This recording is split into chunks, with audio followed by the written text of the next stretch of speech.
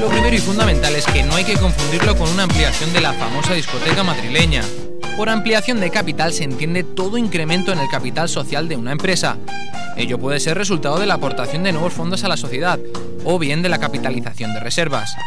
Para que ustedes lo entiendan, el Valencia se dividirá en más partes, más acciones al ser una sociedad anónima, lo que conllevará un ingreso importante de dinero en forma de activos, pero que por el contrario hará que se devalúen las participaciones de los accionistas actuales. En este caso, el Valencia tendría previsto ampliar el capital en 92 millones de euros.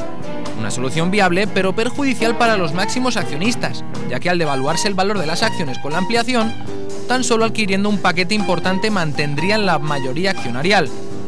Es por ello que, por ejemplo, Juan Soler tendría que desembolsar cerca de 30 millones de euros para mantener su 37% del club, ya que de no hacerlo en el derecho preferencial de adquisición de acciones, es decir, en la primera ronda de compra de nuevos títulos, el valor de sus acciones supondrían poco más del 3% de la sociedad anónima. Esta es la segunda ampliación de acciones en el Valencia Club de Fútbol tras 1996, bajo la presidencia de Francisco Roig, y al igual que aquella tendrá que ser aprobada en Junta General Extraordinaria en la que se fijará definitivamente la cantidad, las condiciones en que se cubrirá, desde el precio de las acciones hasta las sucesivas rondas en las que se podrá ir suscribiendo.